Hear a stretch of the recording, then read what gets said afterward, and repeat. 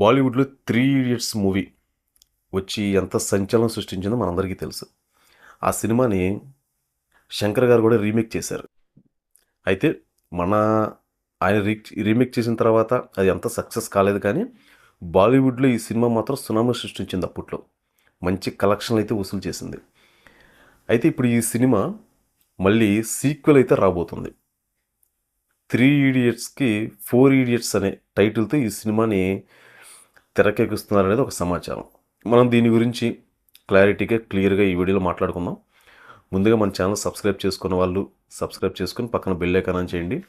ఈ వీడియోపై మీ అభిప్రాయాన్ని కింద కామెంట్ రూపంలో తెలియజేయండి. ఇక మనం గనక ఈ మూవీ అప్డేట్లోకి వెళ్తే, రాజ్ కుమార్ హిరాని దర్శకత్వంలో 3 Idiots cinema, Aamir Khan, R Madhavan, Salman Joshi వీళ్ళ ముగ్గురు కలిసి నటించిన చిత్రమే ఈ 3 ఇడియట్స్. ఈ సినిమా అప్పట్లో నిజంగా రిలీజ్ అయ్యి చాలా సంచలనం అయితే సృష్టించింది. ముగ్గురు ఫ్రెండ్స్, వీళ్ళు కాలేజీ రోజుల్లో అక్కడ సన్నివేశాలు, అక్కడ ఫన్నీ సీన్స్ కానీ, తర్వాత వీళ్ళు కొన్ని సంవత్సరాల తర్వాత కలుసుకోవాలనుకోవడం, అందులో ఒకళ్ళు మిస్ అవ్వటం, ఇట్లా ఈ సినిమాని చూపించిన విధానం కానీ, తర్వాత వాళ్ళు అదంతా ఆల్రెడీ మనకు ఆ స్టోరీ అంతా తెలుసు. అప్పట్లో ఈ సినిమా మాత్రం సంచలనం అయితే సృష్టించింది, 3 ఇడియట్స్ అనే మూవీ.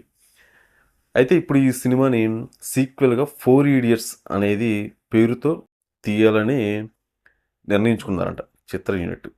అయితే మామూలుగా ఇప్పుడు 3 ఇడియట్స్లో వచ్చేసి ఉన్న క్యారెక్టర్లే 4 ఇడియట్స్లో ఉంటారు. అయితే ఈ ఫోర్త్ పర్సన్ ఎవరనేది సస్పెన్స్లో ఉందన్నమాట.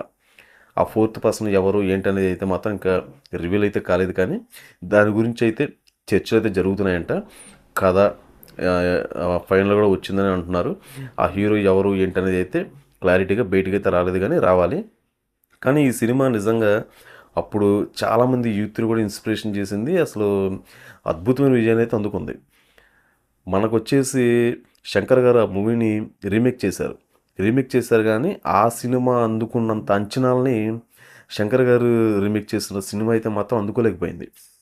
ఏదన్నా కానీ ఆ సినిమా అంటే ఇది కూడా బాగానే ఉంటుంది కానీ దాని గురించినంత కలెక్షన్లు కానీ ఆ సినిమా ఆడినంత విధంగా ఈ సినిమా అయితే ఆడలేకపోయింది.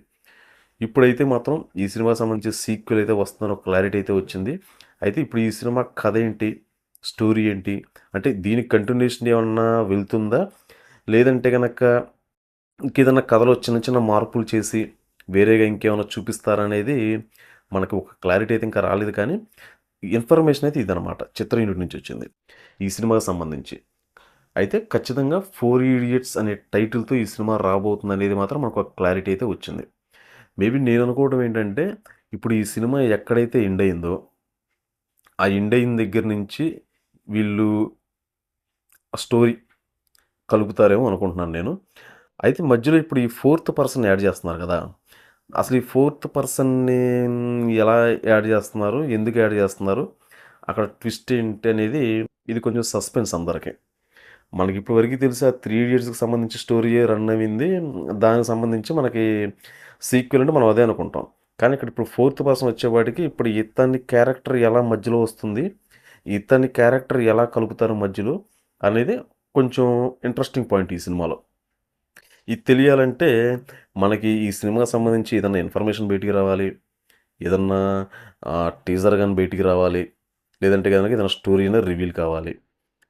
కానీ దీనికి సంబంధించి మనకి ఏ అప్డేట్ అయితే లేదు. కానీ సినిమా టైటిల్ ఒకటి మాత్రమే అప్డేట్ అయితే వచ్చిందనమాట. చూడాలి. ఇప్పుడు దీనికి సంబంధించి వీళ్ళు ఎలాంటి కథ ప్లాన్ చేస్తున్నారు? ఏంటనేది తెలియాలంటే ఈ సినిమా షూటింగ్ స్టార్ట్ అయితే ఆటోమేటిక్‌గా మనకి ఆ హీరో ఎవరు ఏంటనేది ఒక క్లారిటీ అయితే వస్తుంది.